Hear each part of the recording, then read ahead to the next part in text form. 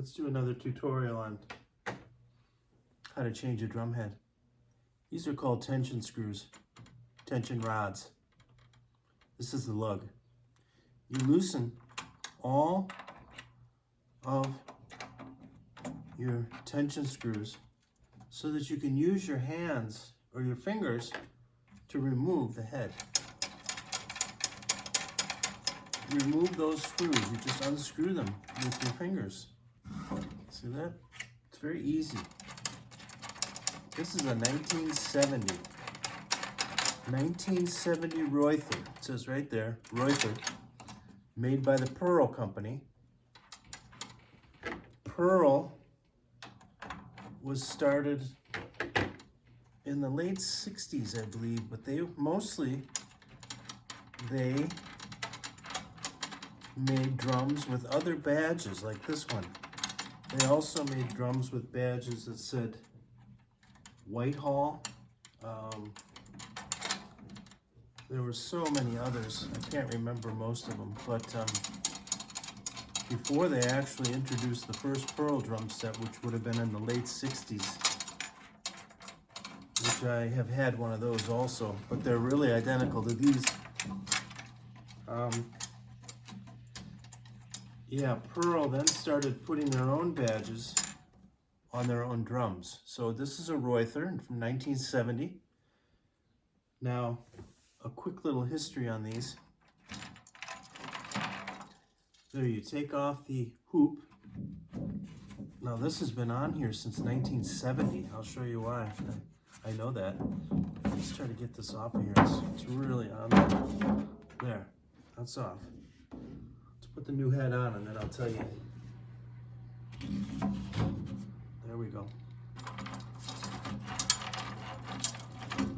This is the original head. It's been on there since 1970. See that? That's Faust Music Center and the Milwaukee Drum Center. Okay? This was originally purchased in Milwaukee in 1970, and even inside the shell it has that same sticker. So Pearl started making their own drums,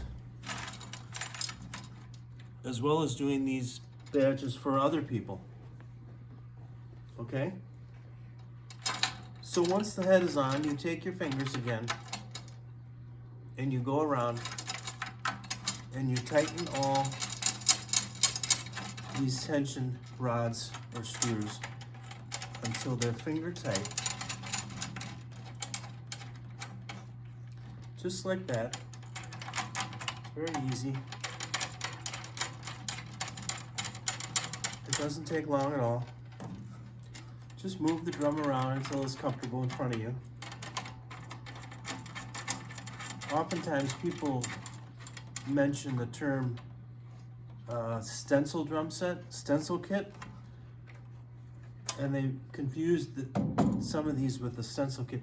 The stencil drum set, they called it stencil because they kind of stamped them out and punched them out in huge numbers, and the shells are very thin. It's called Philippine mahogany. And with a stencil kit, you can actually, if you take the head off, you can push the drum, the wood part of it, you can actually compress it. It's so light and flimsy. They're terrible drums. This is not a stencil. This is a mahogany shell, multi-ply. It's, you know, it's cheap mahogany, but it's not as cheap as the stencil. So then we go opposite over here, and I usually do 3 or 4 turns. Then I go over here, and I 1, 2, 3, 4. 1, 2, 3, 4. 1, 2, 3, 4, and I go to the opposite. 1, 2, 3, 4, and then we go over here for 1, 2, 3, 4, and finally over here. 1, 2, 3. 3 is good. See that? I do have a muffler on this. If you can see right, where is it? Internal muffler is somewhere. There it is. There's the internal muffler. You can adjust that if you want, but I prefer on my drums to put this external muffler. See that, how cool that is? We put that usually right around this, where the logo is, right there. And you hook that on.